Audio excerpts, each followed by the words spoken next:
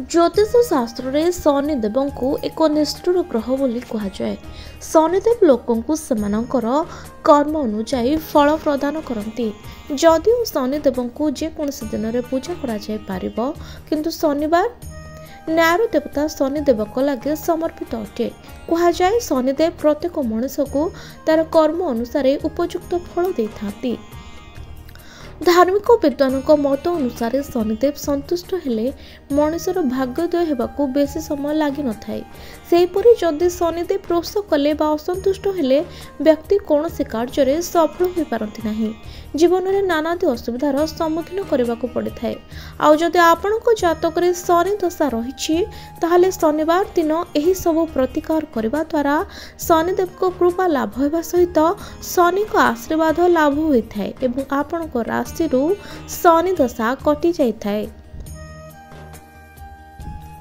शनिवार दिन शनिदेव कृपा लाभ करने लगी उपवास पालन करंतु। एही दिन ब्राह्म मुहूर्त स्नान करी शनिदेव मूर्ति पूजा करंतु।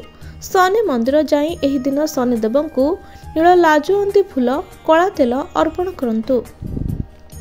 यह करने द्वारा शनिदेव प्रसन्न होती, दुख कष्ट दूर होता है। शनिदेव कृपा लाभ पाई ओस्त गछ मूल कला तेल अर्पण करंतु।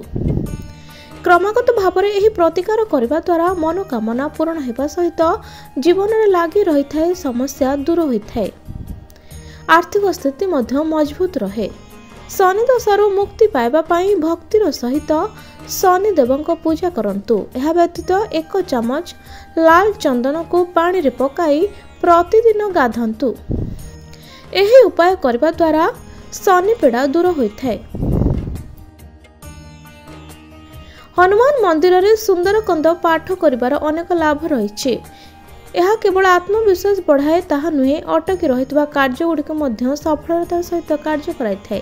एथिलागी शनिवार दिन हनुमान मंदिर रे घी दीप जाले प्रार्थना करंतु। यह व्यतीत हनुमान को कदली अर्पण करंतु। पर गरीबों मध्य ए प्रसाद को बंटन कले विशेष लाभ मिलता है। शनि को मंद प्रभाव रक्षा पाइबा पई छाया दान को शुभ बोली विवेचना करा जाए। एक पितल पात्र रे सोरिष तेल और मुद्रा रखी एथिरे निजर छाई को देखंतु। पर ए तेल को गरीब लोकों को दान कर दियंतु। अति कम रे 5टी शनिवार यही प्रतिकार करने द्वारा शनि पीड़ा कम होगा सहित शनिदेव कृपा लाभ होता है।